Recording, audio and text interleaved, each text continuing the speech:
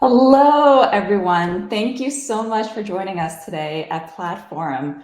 This is our annual event where we get to share all of the exciting things we're working on to help you grow your business and answer your questions directly.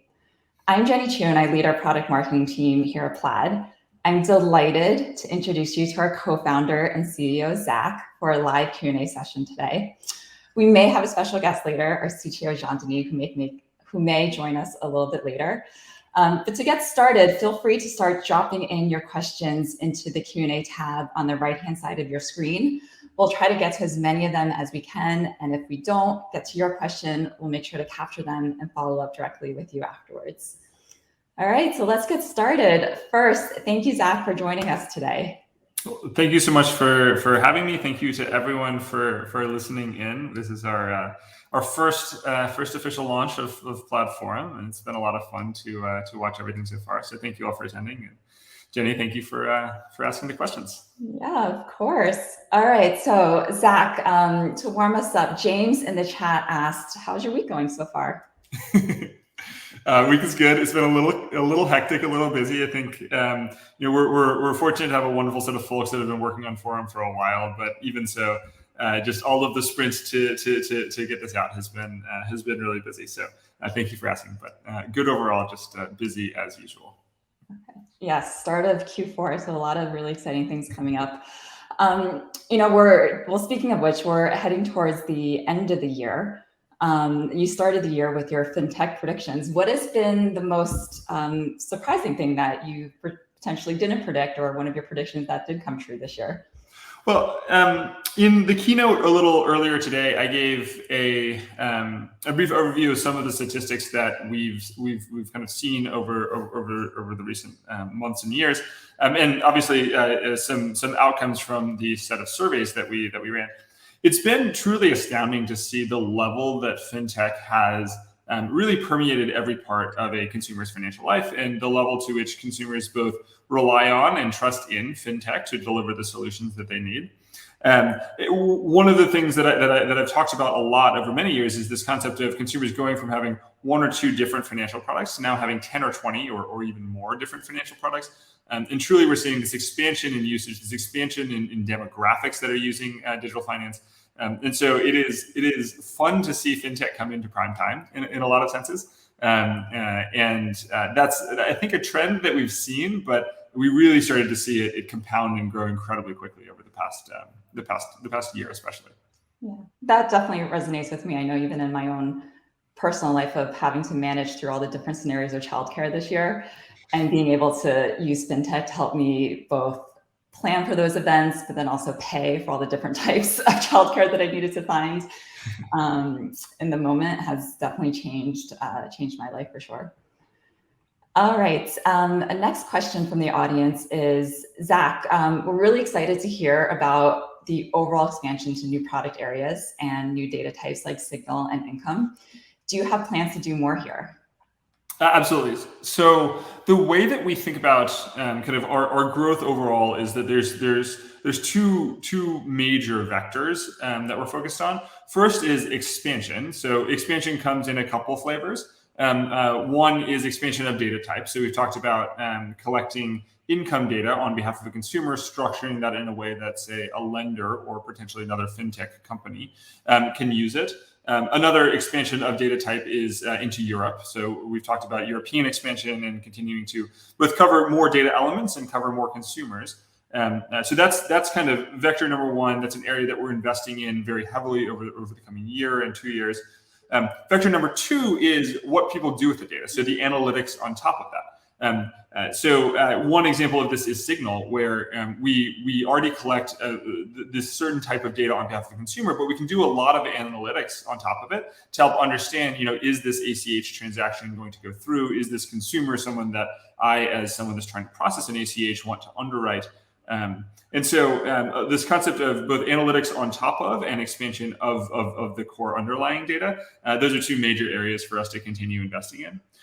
One of the things that's actually on our horizon is going deeper into the credit space. So thinking about not just how do we collect income data, say from the payroll companies, but in addition to that, how do we structure it? How do we do analytics on top of it so that lenders can more easily consume it. So that's definitely an area of kind of continued investment. One example of many, but an area that you should look for more announcements coming soon from us. Awesome. Well, if you're willing to tease that out a little bit, we're getting some questions from folks who were really inspired by Kate's talk about the roadmap and the future where credit is going. Are you able to provide a little bit more context on where you're thinking about the role that Plaid can play in the credit space? Yeah. So first I'll talk about the theory, and then I'll talk a little bit about the practicality and what's coming. The thesis for us, well, backing up, our mission is unlock financial freedom for everyone. The thesis for us is that consumers should have more access more easily to more financial products. And in giving them greater access, consumers tend to see better outcomes. What that means is that there are certain pockets of financial services where we particularly like to invest because we find that for one reason or another, consumers are either frustrated or underserved, or sometimes both, with the types of products that are available. One example is applying for a loan. So many consumers feel that the data that's being input into the underwriting process maybe isn't sufficient. Many lenders feel like they'd like to get other types of data to perhaps either better qualify consumers or give consumers more options to qualify for loans. And so for us, that's something that we think of as crucially important to the success of both our mission and obviously to the success of our customers. So for us, we're going to continue to push down this path of kind of understanding what lenders need, how we can deliver it, be that kind of additional data types into the lending process. Hopefully we can make that work really well. But the area that we need your feedback the most is not just what data types you'd like to see, but how you'd like to see them delivered. Do you want us, for example, to try to build things like cash flow underwriting scores or kind of more analytics? Do you want more reports? Do you want kind of data point A, data point B? This is an area where we're in very active discussion with a bunch of lenders. And so we'd really love your continued feedback on this front. And again, we've made a big investment in this team in this area. So you should expect more from us soon. But again, as Jean-Denis said earlier, we need your feedback to make that happen. Switching gears a little bit then, another big theme of our talk earlier was around consumer privacy. This is something that's been at the heart of Plaid's mission for a while now, and we're taking a very strong stance here. Can you talk more about our roadmap when it comes to things like consumer privacy? What do you expect consumers to learn from things like myplaid.com and the information that they might see there? It's a great question. And I love that I get to talk about this a little bit. So for us, privacy is foundational. It's core to the consumer experience. We talk a lot about helping consumers gain access to more financial products, use more digital financial products. But the key component underlying all that is trust in the financial ecosystem, trust in digital finance. For us, that is something that is deeply important in the way that we think about building our business, the way that we think about creating consumer experiences, the way that we think about enabling our customers. So for example, the portal, this is one property that we've built to help consumers manage their connections. It's kind of a privacy center for fintech, I guess you could call it. And it's something that we're really excited to launch and continue to scale. But at the end of the day, we realize that privacy and trust is delivered not just through the portal, not just through things that Plaid builds, but through both the financial institution connections and through all of your applications. And so we want to continue to expand Plaid's functionality on both sides. So helping the financial institutions better give consumers updates and understanding of their own privacy and where things have been linked. There's a bunch of work that we've done through Plaid Exchange and some of our other services on the financial access side in order to do that at the financial institution. And then the second is through our customer applications, all of the things that all of you build. For example, some of the things that we're working on there is an increased understanding of the types of data that are being permissioned, increased ability to both communicate more directly with consumers and make it feel a little bit more synchronous with the rest of the application. So there's a lot of work that we're doing to go beyond just the portal, just beyond things that Plaid builds, into giving you all tooling to help better communicate with your underlying consumers. We're also really excited to have hired our first chief privacy officer recently.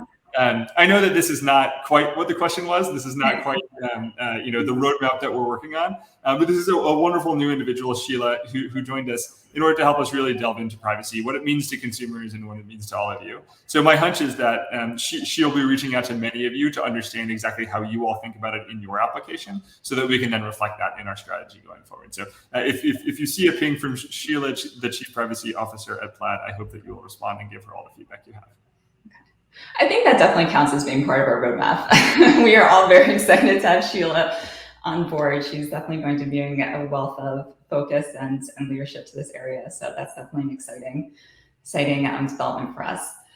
All right, Zach, next question from the audience is, we saw Stripe's news around investing more in crypto. How is Plaid thinking about supporting cryptocurrency account aggregation? Well, I think it's wonderful that companies like Stripe, like Square, like so many others out there are building crypto teams. And I think just the level of innovation that's coming out of cryptocurrency these days has been truly fascinating to watch, really energizing for me. As someone that's been looking at this space for a while and always a little bit on the sidelines, but learning a whole lot. I think there's a couple areas that we want to be thoughtful in how Plaid can support cryptocurrencies broadly. First is in supporting exchanges. So this is something that we've long done.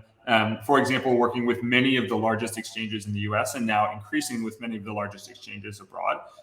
The question that they ask is, how do I get money from a consumer checking account into something that I can convert to crypto? And that's something that we can help with. Obviously, we have a set of products that are really, really excellent at that. Signal being an important addition to that product set as of today. Part two is then thinking about types of aggregation. So if someone, say, wants to build an analytics tool to see their entire, say, investment portfolio, cryptocurrency is becoming a crucial part of that. So that's something that we would love to continue to invest in, love to find ways that we can do more. And then last is thinking about kind of how cryptocurrency, be it DeFi, be it other components, can really transform the digital finance ecosystem. I'll be completely honest in saying we're much earlier in that journey. But if there are folks that have feedback on things they think we should be building, if there are folks that want to come spend some time with us, just brainstorming, kind of open book, talking about how we should be thinking about the space, that's an area of excitement and certainly an area that we'd love to go deeper in over time, but nothing yet to announce on that front. So we welcome the feedback, as I've said 3 or 4 times.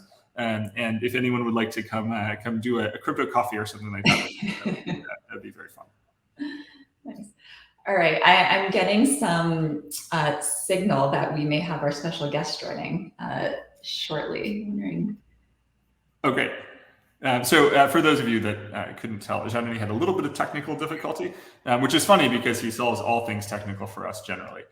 So hopefully he'll be here in just a moment. There he is. There you go. Hi, folks. Yeah, sorry about the delay. Yeah, VPN problem solved. I'm here. Hi, everybody. Welcome to Platform, and I'm happy to be here with everyone and with Jenny and Zach. Exciting. Well, thanks for joining us, Jean-Denis, and we're glad that everything has worked out. All right, well, just to kick it over to you then, just to get you into the conversation. So Zach was just talking about how we're thinking about potential cryptocurrency aggregation in the future, but there's been a question from the audience around our existing data aggregation and how over the last 3 years, there's been some inconsistency in our current data aggregation and financial account connections. And if you're seeing improvements from the bank API migration work. Cool. Thanks, Jenny. That's a real good question. Look, I think for us, you have to recognize a couple of trends. Like, number one, if you go back 3-5 years in the past, the idea that API access to data was like a key service, like it's an expected thing that everyone would get. That was like a totally foreign concept. And we're still in this journey where for every bank, just as it's important to have a website and it's really important to have a mobile app, it's critical to provide like first-rate data access for your end users so that they can enjoy the entire ecosystem of fintech. And we've been kind of fighting that battle on behalf of consumers ever since the company was founded, right? Like for us, one of the most important things that we always track is conversion, right? And connectivity. Can an average person connect their bank account to the apps that they want? And the reality is, if you look at the API migrations and the move towards OAuth in the industry and API data access, that's a recognition by the entire financial system that data access needs to be like a first-class citizen, right? And that's what consumers want. But it takes a while to get there. So while I think there's some banks that have migrated to APIs and OAuth and that are working on things like app-to-app, like face authentication or thumb authentication, that's going to feel really seamless and can have really high conversion, there's still a lot of spots where we need to improve what that looks like and what that feels like. And so, today we're working actively with a ton of banks on, can bank APIs be more reliable, right? Can it be easier for people to connect? And that's just a journey, right? And I think if you look at it compared to 3 years ago, there's a lot of places where it's much better, but there's still areas where there are gaps, and there's still like players in the industry that don't recognize that data access must be a first-class citizen. And we're here, like, we view our mission as making that happen, but it's going to be a transition and it's going to take time. And all I can say is that, like, it's better every month, right? It might be down for a few institutions and up for others, but you look at it like year after year, I think we keep making fantastic progress in that direction. One of the most interesting things that we've actually found is that consumers are increasingly making bank purchase decisions. Which bank should I use? Which bank should I use as my primary checking account? Based on the ability of that bank to connect to all of the applications that they would want to use. And interestingly, we've actually done a bunch of analytics to understand what is the quality of a given consumer if they are connected versus if they're not connected. It turns out consumers are much better customers of banks if they are connected consumers. So with this concept of consumers making purchase decisions based on connectivity and the fact that connected consumers are better, we suspect that there'll be far more collaboration over time with the financial institutions to ensure the data connectivity works at scale. Now, we do still have work to do, as Jean-Denis was saying, but we are kind of continuing to see really positive directionality in these kinds of things. And of course, if there are specific instances, specific institutions, so on and so forth, that you're really struggling with, I think that we just continue to call those out, and those are, again, you all dictate our prioritization, right? So those are the priorities that we will focus on. Perfect. So kind of building on that last point, Zach, it does seem like across a lot of the announcements that we made today, one of the primary drivers was the feedback from customers and everyone who's on the line today. So can you talk about how, or actually maybe for you, JDG, what was the most or the highest impact feedback that you heard this year from customers that we've and your team have helped to action against? So I actually think the most important feedback often is the smallest feedback. I think, look, we have really good perspective on the big trends, but I think what's most meaningful is when a customer tells us about a small little thing that we don't know about that's broken and that we could fix. Because, often we're like, oh, can you make conversion higher? Or like, this bank isn't working as well as it could. And like, we know those things, we're already working on them. But what about the little things and the little details that make a product really delightful? So one thing that comes to mind is this customer, like Copilot, which we worked very closely with them for most of the first quarter this year. And they gave us lots of like very fine feedback, like, hey, this categorization hierarchy here doesn't make sense. We need better tagging for support. Reconciliation of pending to post transactions for credit cards isn't right for this institution. We need help with these specific Canadian institutions. All these little things, right, that sometimes you lose, right? You're optimizing for the big metrics and you forget, hey, there's a real person somewhere that's trying to use this app and they're having this very specific problem. I think that's the best feedback. We can't always act on it, but it's the most meaningful one because it's what makes the work feel real for engineers or PMs or designers, right? It's because it's like a real person on the other side that's having a very specific problem, right? They can't buy a car, they can't sign up for life insurance or whatever it is. So that's the feedback that is most meaningful. And I always say there's no such thing as too much feedback, right? The worst that happens if there's too much feedback is we just say like, listen, no, we can't do that, right? We don't have the resources to, or it's not on our roadmap for this year. And I know that can be, as a customer, kind of frustrating, but I tell you, like, we categorize it, we listen to it, and eventually it will make its way into our roadmap and it will help us make the product better. So all feedback at some level is valuable, even if it may not always feel like it's acted upon. Yeah, that's so true. It definitely reminds me of the saying, feedback is a gift. And the more that we get every day does feel like, we're opening something new at Plaid that we can help make a small improvement on to make everyone's lives a little bit better, especially for our customers. Okay, Zach, so Jean-Denis may have been the one that traveled to France recently and talked about that in his talk, but international is also a big opportunity for us and one that our customers are really interested in. So can you talk more about our international expansion and what are some of the other markets that you or Plaid is looking into? And overall, what is the criteria of how do you even evaluate those opportunities? Of course. So there's this thing that I say inside of Plaid a lot.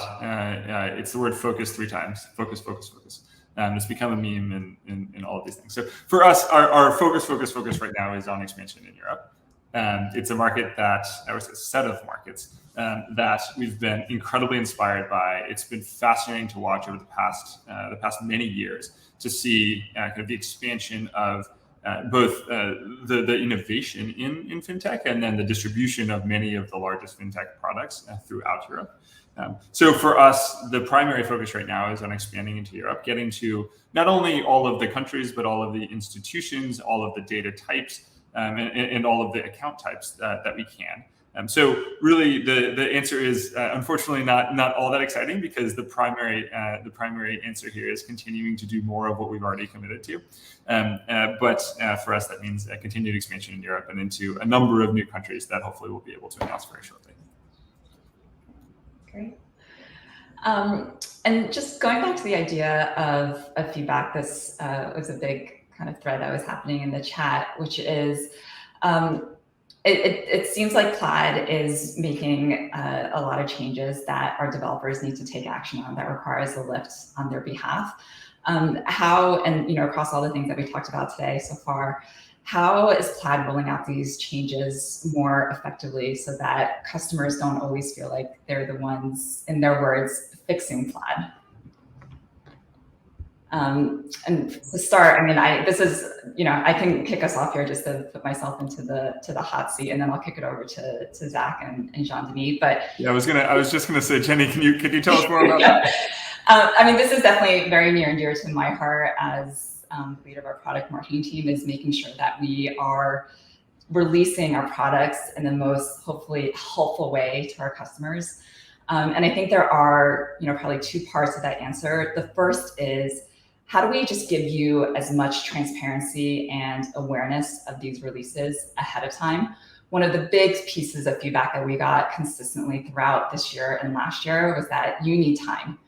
You have your own engineering sprints, you have your own cadence of how you launch and build your products, and Plaid really needs to be able to fit into that. And so we've taken that feedback to heart, and that's what we spent a lot of time on this year, was really making sure that we were giving you as much advance notice as possible. For something like a breaking change where it requires you to take an action, can Plaid actually give you a 12 months, 1 year's notice of that change that you can properly plan for it?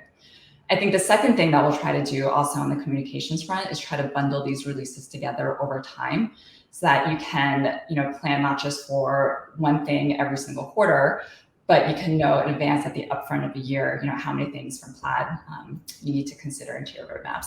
So those are 2 things that we're definitely trying to think about on the product marketing side.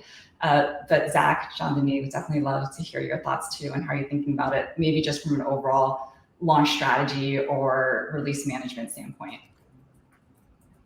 Well, I mean, I think your answer covers most of what's important, right? There needs to be predictability around when changes are coming, which ones are breaking, and which one aren't, right? And we realize that whenever we have a change, that even if it brings a lot of value, that forces a change to your integration or to how you access us via an API, it's asking a lot out of you, right? So we really aim to do that with like 12 plus months notice whenever possible. But I think we also have to realize sometimes that there are fundamental changes happening to the industry that mean that some of the abstractions that we've put in place for the last few years may not actually extend, right? So OAuth is an example where, for people on the more recent version of the SDKs, like OAuth was like an easy adaptation, but for people who integrated Plaid 3-4 years ago and haven't had to do many changes, it's different functionality that wasn't something that we considered when we built the older versions of the SDKs. So our commitment is this, like more QA, like release management that you can depend on,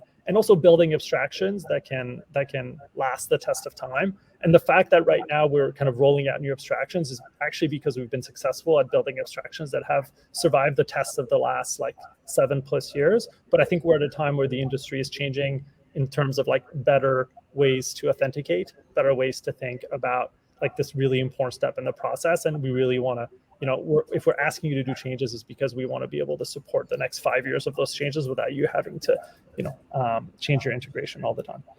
Yeah, we think a lot. So a quick peek behind the scenes of how a lot of this stuff gets gets actually done. Jean-Denis, Jenny, and I actually I spend a lot of time with our product team, so the three of us actually collaborate on this exact question. It is both a question of figuring out how to make migrations easier, because platform upgrades will happen. Oftentimes they're really exciting, sometimes they're required. It can be both features and necessary changes. So these things will happen. So the question is, how can we make it easier, certainly on the technical side, but then also how can we give you all as much heads up of what's coming? And so we're working on kind of this improvement to our platform upgrade program, more long-term visibility into what's coming and frankly to what may be coming. There are some things that we may well want to share with you and say, hey, like we're thinking about this kind of change in, call it 12 or 18 months. How do you feel about it? How do you react to that kind of thing? So expect continued upgrades to the platform upgrade program soon. Yes. All right. So we talked a little bit about, or in the talk today, we talked a little bit about Signal, the new product that we have for making the HCH experience better. And tomorrow we'll have more announcements coming related to that as well. So a big question from the audience, Zach, is what is Plaid's plans for payments in 2022? It's a great question. So first, I think a couple foundational things to mention. The way that I think about kind of moving money is not just about payments, but it's also about transfers. So for example, one could move money to pay for a thing, or could move money to, say, fund a new investment account or a new trading account or a new checking account or something like that. So we actually use the terminology fairly specifically, both payments meaning buying something and then transfers meaning funding something or moving money around, which is you'll kind of see that language come through in a lot of the things that we talk about. Second, just to clarify, Plaid has long been working with companies that do payments and transfers. And so one of our earliest products was a product called Auth that allowed a consumer to set up an ACH transaction into or out of their account. What we heard from our customers is that ACH is it's data poor. There's not a lot of data that goes through the ACH system. There's not a lot of ways to underwrite ACH transactions. And the genesis for Signal was that our customers kept coming back to us saying, hey, I'm seeing a really high ACH failure rate. I'm trying to do all these funding events. I'm trying to do all these payments events. And I'm seeing a high failure rate. Things aren't working for me. I'm either seeing fraudulent users or seeing failed transactions, or I'm seeing these rejection codes that I don't fully understand. Could you help with it? And again, with our focus on helping developers build these wonderful, fantastic digital financial applications, our answer at first was no, because we actually didn't have the ability to do so. And then over time, it shifted to, yeah, we think we can. Let's see what we can build. And so that was the genesis for this concept of Signal, which I've been really excited and impressed by the early traction we've started to see with it, the early impact that it's created on both our customers and their end users, because we can give them richer information on kind of the payments flows early on. And then over time, we can and do continue to respond to customer feedback. So there are still frustration points around ACH. And we're actively thinking about how can we solve those for certain segments, for certain people. For example, things around account funding or loan funding and loan disbursements. That's an area where we've heard a lot of feedback, and we'd love to continue to try to respond to that kind of thing. So again, our strategy here is very much driven by the customer feedback that we see and enabled by the products that we can't build when we can't build them. And so I hope that we can do a lot more in transfers over the coming months and years. But this is kind of a first early foray into doing more than just the basic auth product. And then as a follow-up to that, what are the main benefits you expect from real-time payment adoption in the US versus something like batch ACH today? And does Plaid intend to add real-time payments real-time payments as a payment rail for Plaid's US products? That's an excellent question. I am extremely optimistic about real-time payments, both on the kind of distribution side, so they're paying from, say, a merchant out, or paying from, say, a bank out. And the pay-in side is called request for payments. And that's a little earlier. We're starting to see some people start to launch that. I'm optimistic that may well be transformational in a lot of senses. However, it's a little too early to predict and say, yeah, that's absolutely going to change things in a big way over here. There's a few components that we think are really crucial to get right. The first is the consumer authentication and onboarding experience. And that's one of the hardest things, one of the things that we spend a lot of our time thinking about, whether that's for an ACH transaction, whether that's for an RTP transaction, whether that's for some other type of bank linkage. This concept of initial linkage, initial authentication, initial onboarding, that's crucial for us to get right. And so that's the thing that we think quite a lot about. RFP creates a different style, a different pattern for user authentication. I'm hopeful that we can make that a really good one that our customers like, and it's definitely an area that we will invest in figuring out, is this really going to scale? And if so, we'll invest behind it. However, we're a little too early for me to say, yeah, that's coming on this horizon. However, an area of active focus for us, certainly. Yeah, if you don't mind, I just want to add something. Like, I think there's going to be a ton of benefits to things like RTP rolling out more broadly over the coming years, but there's also risk, right? And like, one of the risks with RTP is the money moves instantly, right? And if money can move instantly once, it can move instantly twice and 3 times and 4 times. And as anyone who's ever worked at a company that deals with money moving around, like, risk and fraud is a really big part of that story, as is KYC. And so when you think about Plaid and we think about what do we need to do to enhance our products for that world, that's what things like Signal are about, right? Signal is about giving you that certainty, right? So that you can go and use RTP as a technology without kind of being afraid of, because it might be harder to roll back a payment transaction and so on and so forth. So the way we think about the future isn't just like, hey, what is this one little bit of technology going to change about the world, but what are all the things that you need around that technology for it to be truly successful in the market, right? And that's why we're investing in things like Signal. Great. We're getting close to the end of our time, but one key thing that we've been saying throughout this talk and the sessions ahead of it is really this idea of feedback and making sure that the lines and communications keep going. JDG, one question from the audience on that is, we know that support has been a question among a lot of us today. One idea that came up here from our audience is, how do we get a dedicated Slack channel? Basically, how do we get a direct line to you? What is your phone number, and how can we just Slack you directly? But how do we get a dedicated Slack channel or contact where we can raise technical issues that occur? Our support ticket's the only way right now. Yeah, so nobody's getting my phone number. The CIO at Chase is my phone number, and whenever I get a text message now, I'm like stressed out about it. So I'm not going to repeat that experience with anybody else. Look, I'm going to address it in 2 ways. Like the secondary funny way is there is a few set of customers who sometimes will have a shared Slack channel with Plaid, and generally it's folks that are volunteering to be really early adopters of a new product that we're building, right? And we like to have that really close relationship when we're iterating on a new product, but it's a commitment in both directions, right? You get the Slack channel then because on your side you also have engineers and PMs that are working with us to help build a new product. And so from time to time, we always have a couple of customers that are kind of in that kind of relationship, be it to improve the quality of their product, to build something new, and so on and so forth. The real answer is it is not possible. We do not have enough people, enough time to have a dedicated Slack channel with even like a small percentage of our user base. And that speaks a lot to everybody's success.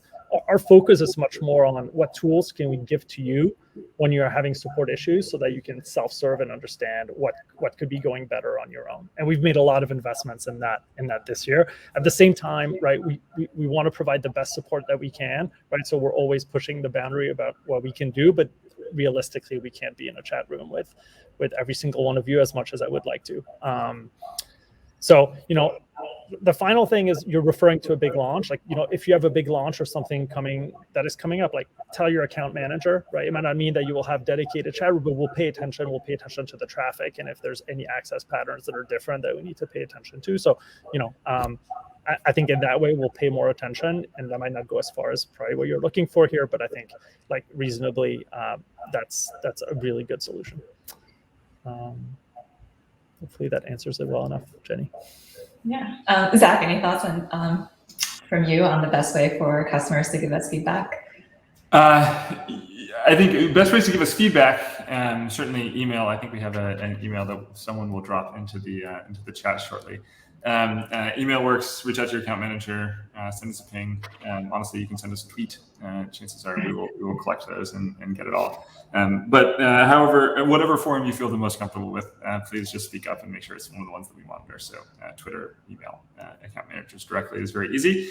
In terms of the Slack channels, we did try that for a while and it scaled quite well, and then it started not scaling, and then we had a lot of customers, and it became something where the response times were too slow that we could get to in the Slack channels relative to the amount of questions that were coming in, and so that's why it's not 100% of customers these days. However, again, if and where you have suggestions on how we might do that better, please feel free to do so. There was early on a Plaid IRC, which was fairly effective in having people answer each other's questions, but then that too got overloaded. All right, well then to wrap us up with a couple of fun questions. We all know Plaid is an API company. What is your favorite API, starting with Jean-Denis? Well, so it definitely isn't a Plaid API because much like children, you can't, you love all of them equally, and you're never going to admit that there's one that's your favorite. Look, I think it's hard for anybody who builds API companies, especially in the world of fintech or payments, to not look at the Stripe API. And specifically for me, it's the set of abstractions around like payment methods, and look at that and be like, wow, there's a lot of years of learnings that have come into making that a pretty easy abstraction. And so that's one that stands out for me. Yeah, mine is, so in the early days of Plaid, it was kind of as we were just toying around and building those side projects and starting to think about the company. I spent a lot of time working on top of the Foursquare API. If any of you remember that in the early kind of 2012s, that was a very fun one to play with. And then obviously, like anyone that built anything for consumers, I've spent a ton of time in the Twilio API, which is in so many senses just an inspiring way to think about building a great product, expanding from there, finding more and more use cases, and admire a lot about both the product itself and certainly the company too. It's so funny you say Foursquare, because my husband is obsessed with that product till this day. He thinks it literally gives the best insider tips at like restaurants, and like when we travel, it's like it literally is his go-to app. He's right. I mean, couldn't agree more. But they haven't invested as much in their API over the recent years, and they tried to charge more for it. So it's become this thing that went from being like kind of cheap and easy and fun to play with to now this thing that people try to get money from you and all of that stuff. So less fun for hacking projects. Yeah. Okay, so then to end, looking ahead, what are you each most excited about? Zach, we'll start with you. Oh man. So the obvious answer is that the compounding effect of the digital finance ecosystem is just starting to really show up in consumers' lives, and that I am by far the most excited about. As a corollary to that, there's a couple areas that we are investing heavily in that are kind of like first and second order abstractions on top of the data that we deliver.